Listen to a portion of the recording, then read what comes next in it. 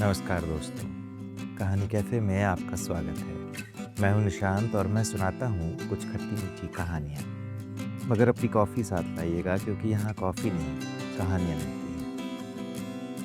दोस्तों, आज आपको एक कहानी सुनाने जा रहा हूं जिसका शीर्षक है बरगद के नीचे। शहर से लगभग 20 किलोमीटर बाहर एक पुराना बरगद था। ना कोई मंदिर, ना कोई दुकान, बस सड़क, खेत और हवा। वो अक्सर वहाँ जाकर बैठ जाता। उस दिन भी कार किनारे लगाई, इंजन बंद किया और चबूतरे पर जाकर बैठ गया। काफी देर तक सामने खाली खेतों को देखता रहा। फिर जाने कब उसके होंठ हिले और बोला, आखिर मैं उसी से बात क्यों करना चाहता हूँ। उसे लगा उसने बस मन ही मन सोचा है।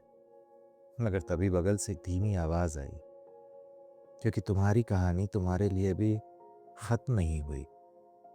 वो चौंक कर मुड़ा। सफेद दाढ़ी वाला एक बूढ़ा आदमी चबूतरे पर बैठा था। पता नहीं कब आकर बैठ गया। मुस्कुरा रहा था। बोला, घबराओ मत। उम्र के इस पड़ाव पर लोग चेहरे कम, खामोशियां ज्यादा पढ़ने लगते हैं। वो कुछ देर उसे देखता रहा, फिर जाने क्यों पूछ बैठा, अच्छा, अगर कोई इंसान आपका दिल तोड़ दे, आपको झूठे यकीन में रखे, आपकी पूरी दुनिया उलट दे, तो फिर दिल उसी से बात क्यों करना चाहता है? क्यों नहीं उससे नफरत होती? क्यों बार बार वही शख्स याद आता है? बूढ़े ने जमीन पर गिरी एक सूखी पत्ती उठाई। फिर बोला, कभी कोई किताब पढ़ी है जिसके आखिरी 20 पन्ने फटे हुए हों? हाँ। क्या उसे पढ़कर चैन मिला था? नहीं। क्यों? क्योंकि पता ही नहीं चला कहानी का अंत हुआ है। बूढ़े ने पत्ती हवा में छोड़ दी और बोला, बस, इंसान रिश्तों में लोगों का नहीं, अपनी अधूरी कहानियों का शोक मनाता है। वो चुप हो गया ये सुनकर। फिर बूढ़ा आदमी ने आगे कहा, तुम्हें उससे बात इसलिए नहीं करनी कि तुम उसे वापस चाहते हो। तुम्हें उससे बात इसलिए करनी है क्योंकि तुम्हारा दिमाग अब भी आखिरी अध्याय खोज रहा है।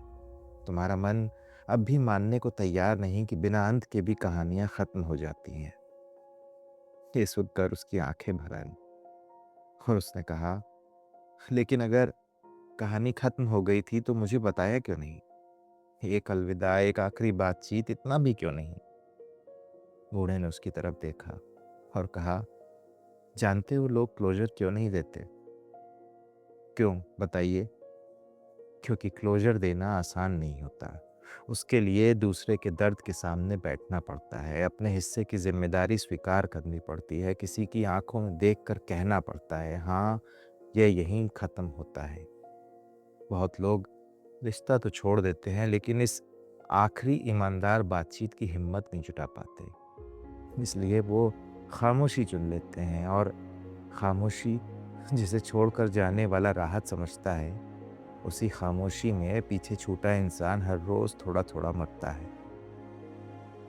ये सब सुनकर वो बहुत देर सिर झुकाए बैठा रहा। फिर बोला, आप जानते हैं सबसे बुरा क्या था? क्या? मैं उसके हिस्से की बातें भी खुद से सोचता रहा। उसकी तरफ से जवाब भी मैं ही लिखता रहा। कभी लगता कि वो रोती होगी, कभी लगा उसे भी दुख होगा, कभी लगा शायद उसे भी मेरी याद आती होगी। मैं दोनों किरदार निभाता रहा, सिर्फ इसलिए कि किसी तरह कहानी पूरी हो जाए। बूढ़ा हल्का सा मुस्कुराया और बोला, हर अधूरा प्रेम यही करता है। जिसे क्लोजर नहीं मिलता वो दूसरे की तरफ से भी सोचने लगता है, क्योंकि दिमाग अधूरी कहानी बर्दाश्त ही नहीं कर पाता। फिर दोनों चुप हो गए। दूर खेतों में हवा चल रही थी। फिर उसने धीमे से पूछा, अच्छा, अगर उसने मुझे क्लोजर दे दिया होता तो क्या मैं मूव ऑन कर पाता? बूढ़े ने तुरंत उत्तर नहीं दिया। उसने बरगद की मोटी जड़ों की तरफ देखा और फिर कहा, जरूरी नहीं कि दर्द कम हो जाता, लेकिन दर्द की दिशा बदल जाती। आज तुम्हारा दर्द उसके जाने का नहीं है। आज तुम्हें आधा दर्द इस बात का है कि तुम्हारे मन अब भी दरवाजे पर खड़ा है। उसे लगता है शायद अभी कोई लौटेगा और कहेगा, आओ एक आखिरी बात कर लेते हैं। क्लोज़र का मतलब भूल जाना नहीं होता। क्लोज़र का मतलब होता है दोनों लोग एक ही सच पर खड़े हो जाएँ।